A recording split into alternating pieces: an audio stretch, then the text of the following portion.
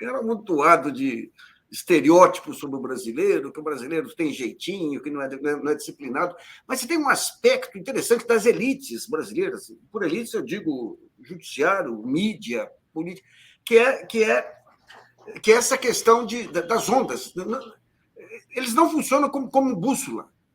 Em todo país você tem aquelas referências, que são a bússola. A onda pode vir para cá ou para lá. Aqui é tudo biruta de aeroporto.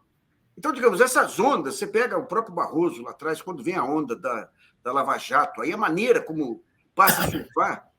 Grandes jornalistas aí que hoje estão tentando se redimir do que fizeram, entrando nesse denuncismo. O próprio Gilmar, achando no começo que os ataques, que a Lava Jato seria apenas uma maneira de sangrar o PT, até perceber que era uma ameaça à democracia. Ou seja, o nível de informação, de formação do brasileiro, acho que explica o subdesenvolvimento do país. Você não tem essas figuras referenciais. Você teve em algum momento um Sobral Pinto, um Vitor Nunes Leal, mas não tem mais essas figuras referenciais. Né? Não são bússolas, mas talvez sejam âncoras.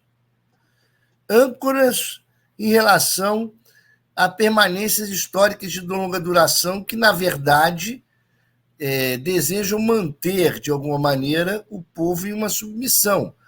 E, por isso, se mantêm ligados às mesmas retrógradas ideias travestidas de outras formas. Sim. Ou seja, a corrupção como uma forma de enganação a si mesmo e aos demais, assim como eu digo que foi a bandeira do Jânio Quadros, varre vassourinha, como foi a questão do Collor, caçador de marajás, e etc. Mas que de fato esconde as reais ideias, que não são essas, mas na ilusão da ideia da pureza do Estado, esconde qual é a real forma de roubo e de desvio de verbas, Sim. que são muito mais estruturais, de formas a negar à população a saúde pública, né, de qualidade, a escola pública de qualidade, o emprego, a ascensão para a classe média. Quer dizer, isso é a real forma de desvio do Estado, que é uma corrupção de privatização do Estado. Né?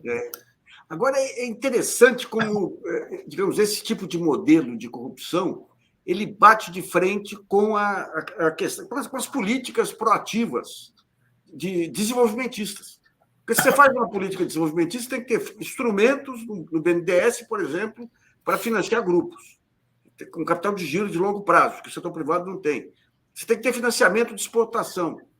E quando você faz isso, você pode identificar, entre aspas, aí, beneficiados, que são os que tomam o financiamento.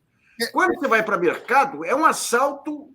Você pega, eu estava comentando um pouco antes, aí, no comecinho, aí você pega o que o Brasil vai pagar de juros esse ano, só perde para o orçamento da Previdência.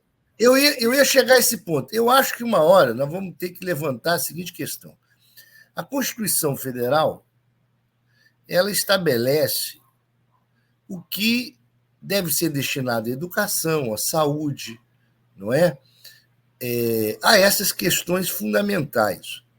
Acho eu que essas porcentagens constitucionais ela devem ser apreciadas sob o ponto de vista total do orçamento. Portanto, juros só podem ser pagos depois que essas porcentagens forem computadas. Porque o que acontece hoje é que a maior parte do orçamento público vai para pagamento dessas dívidas. E não tem limite para juros. Portanto, eu acho que haverá uma hora a necessidade de se estabelecer o que a Constituição determina. Os juros só podem ser pagos sobre o que sobra do orçamento. Caso contrário, é um sequestro do orçamento. É isso. E daí você cria uma bola de neve, que é a dívida pública, e fala, não, tem que manter os juros altos para conseguir financiar a dívida pública que cresce por causa de juros altos.